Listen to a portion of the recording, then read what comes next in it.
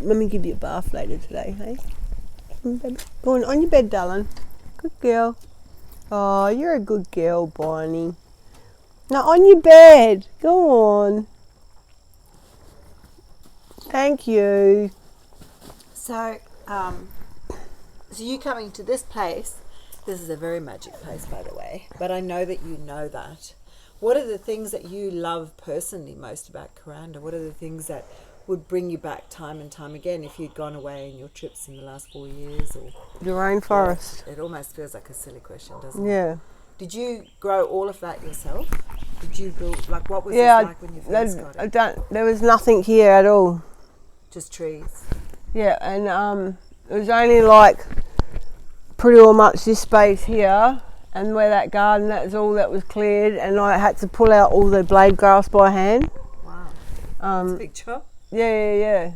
The land actually, like the clearing looked bigger than actually what it was, you know what I mean? Like once we got the bus in here, it was like, oh, there's not really, you know, and it was a little bit challenging because we only had like that much sky, and as you know, to grow things, even though we are in this beautiful part of the world, you need sun. So I've been doing energy work Reiki since 2017. Okay.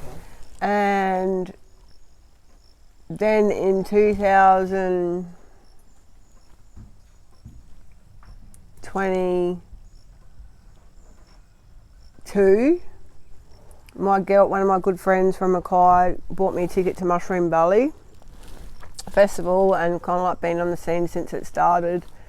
And when I got there, I suppose I had these expectations and I felt very disconnected from myself, from land. So I just listened to my body, and I kind of like didn't party, and I actually hung out with her son, and that's when I first got into sound. He got like the tuning forks out, and that just kind of like got me on my way.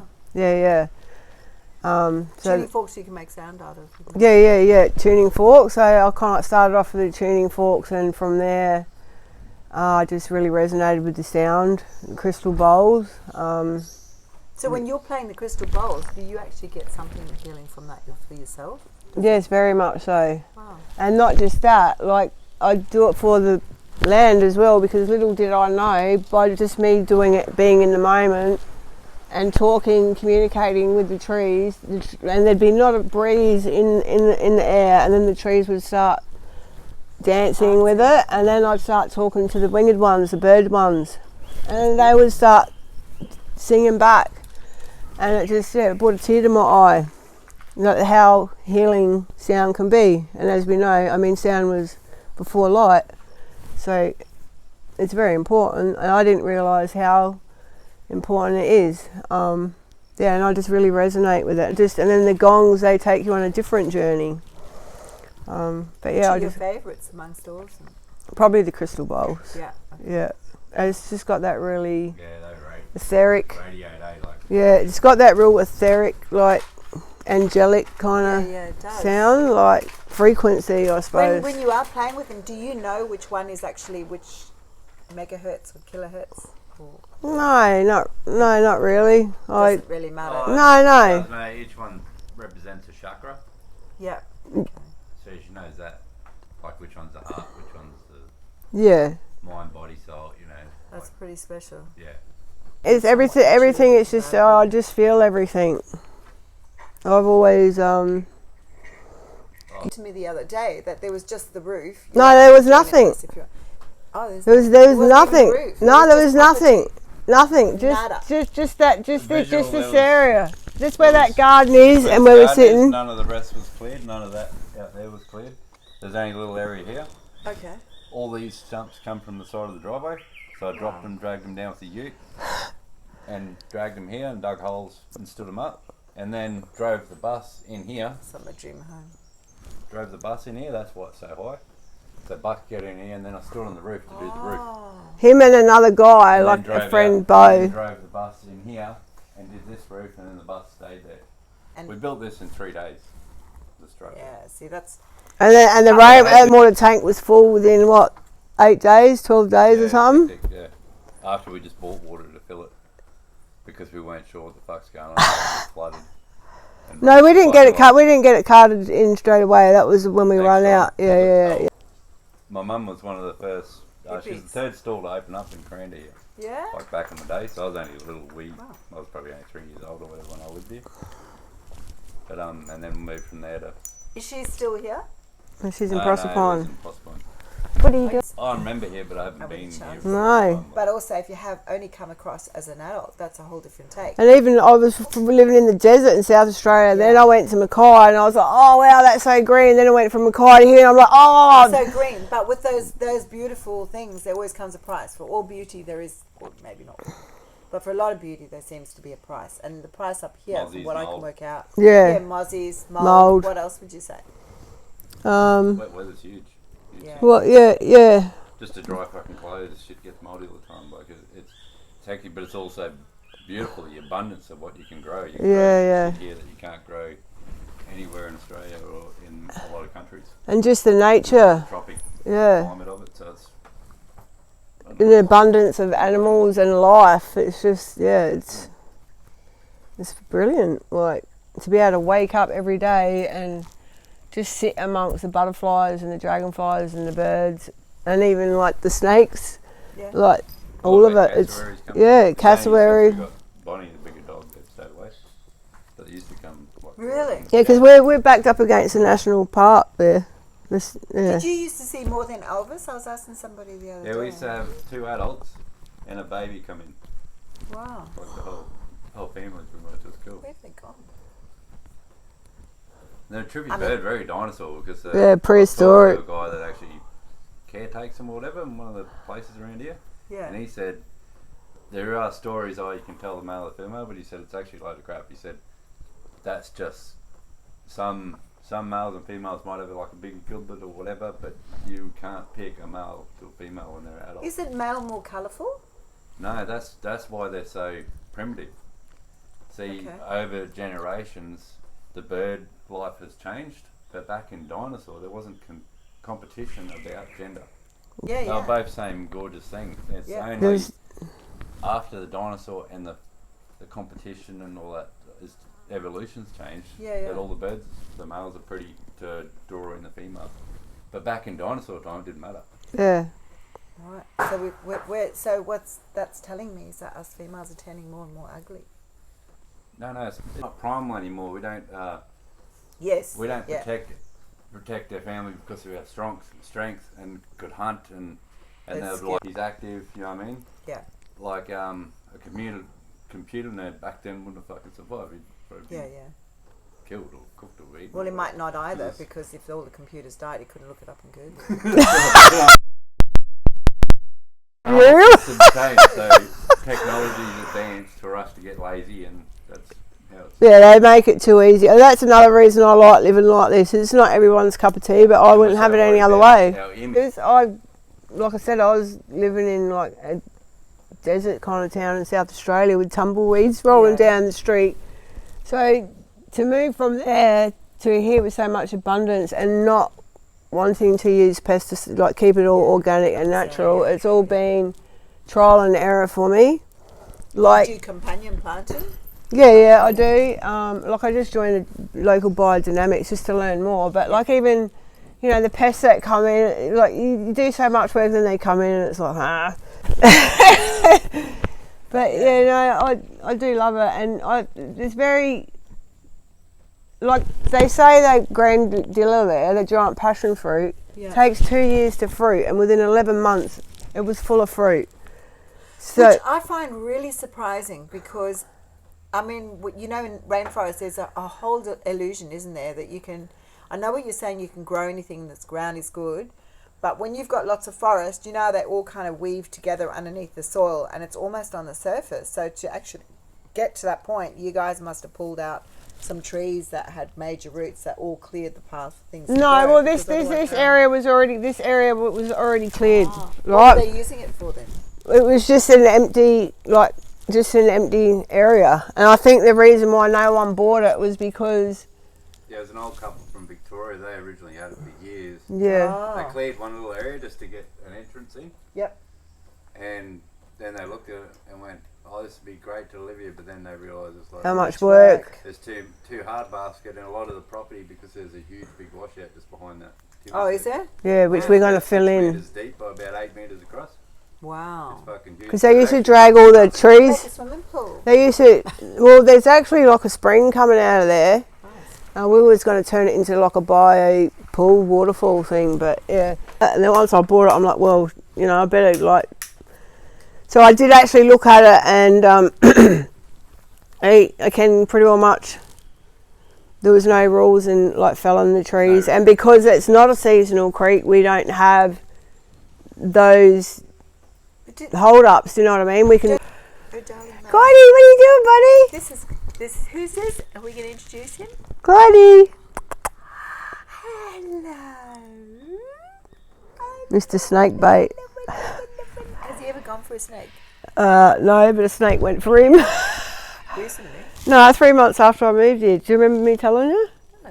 Oh, so 3 months after Johnny and I moved here, it was dinner time, and I didn't have Bonnie then, and we had the bus like right on that slab there, like where the couch is. Because this was even just crusher dust at the time. So we had the bus there where the kitchen is, and we didn't have like roofing iron or bird wire underneath the bus. And I'd give him a chicken drumstick for dinner, and he'd obviously gone under the bus, and a 4.5 metre python got hold of him. And he's one of these dogs that doesn't use his voice when he's in danger, like he goes into freeze mode. Like he can bark when he's in timeout, yap, yap, yap, let me out, like I'm missing out, but he could lock himself in a hot car and not say anything. So I was over there in the garden, and the bus was here, and he was under the bus, and I could feel the snake squeezing the air out of my lungs. And I said, Johnny, your snake's got him. And he said, well, I'll get my concrete rake then. So I got the rake for him, a light, and he dragged the snake out, and it was wrapped around Clyde. And luckily the snake latched on to Clyde here and not over his snout. Yeah, he's breathing. And he done the right thing, and he tensed up all his organs. It was a 4.5 metre python. Yeah. And I grabbed the tail after finished doing the river dance 100 miles an hour, because I'm actually petrified of snakes. Right? Touch and shuffle.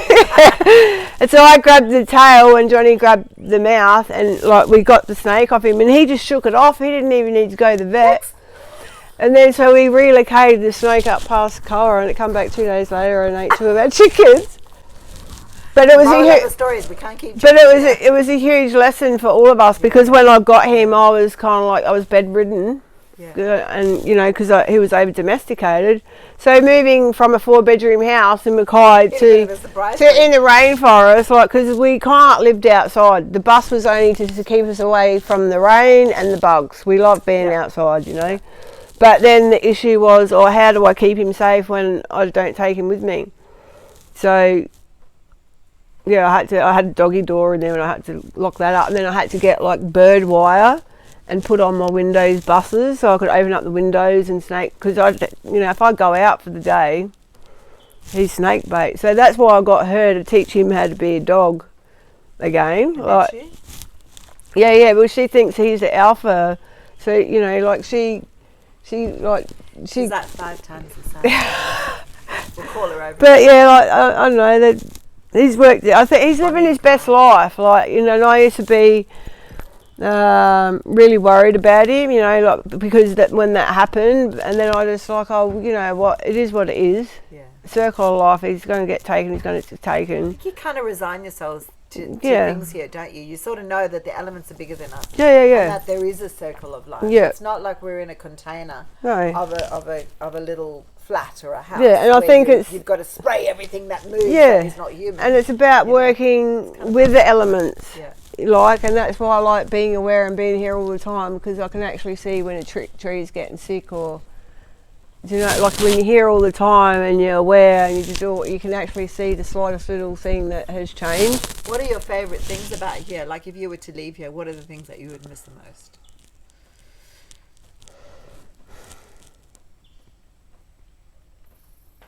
The abundance of life and the tree spirits. I think they're magnificent.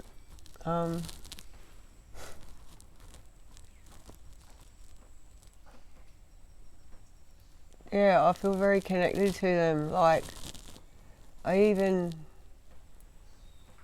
talk to him before Johnny cuts down a tree. Like I feel everything is a sentient being. And I am an empath, hence why I could feel that snake squeezing the air out of my lungs when it was around Clyde. You know, I know a lot of people say they are, and we all have that ability, but I suppose it's been that connected. So yeah, I feel their strength. I feel their love. Yeah, it's a real magical place to be a part of it, to be able to live amongst it and to learn to live in harmony with the land and the elements. I think it brings us more back to our true self. I think we've got a little bit lost along the way with the way the world is. And I think nature is the most beautiful healing gift. It's a pretty amazing place, this planet we live on, and right here where we are, it's one of the oldest. It's older than the Amazon. Is it? Wow. Yeah. And we know all the way up to like the Mossman, the Dane tree. It's like 180 million years old. It's just, I don't know. It's astronomical to you. Yeah. The stories that this land could tell, like, you know, the feet. Yeah. If you listen to the land, yeah, it sort of feels like you do actually hear it. But you got to hear it with your heart. Yeah, exactly. The spirit. Yeah, and you see with this eye, you know, like, and when you get out of here and you get in here, it's quite easy to do. Like, yeah. And it's a gift. Like, a lot of people say that I'm crazy, or that would be the first time. I'm just to live the way I do, you know. But I don't see me actually going without anything. You know, I'm thinking having less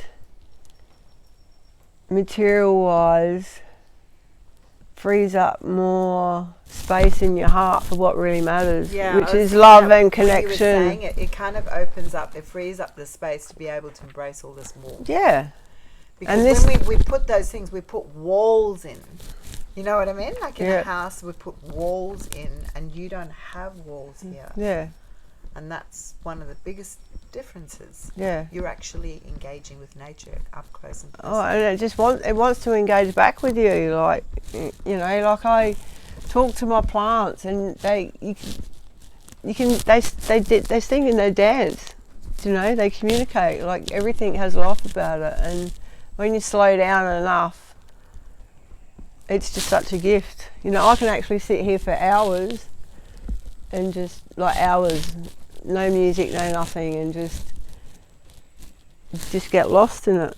It's just. What are some of the most amazing things that you've seen, felt, or heard of? Yeah. Well, the tree spirits for one. Fireflies. The glow-in-the-dark gnats, like little mushrooms. The amazing different lysine that grows, like mushrooms and lysine. Yeah, they grow everywhere. Like, there's some red lysine on some logs in my garden there, and all along here, like, there's mushrooms pop up all the time. That's actually my next fascination. I wouldn't mind trying. Is actually, yeah.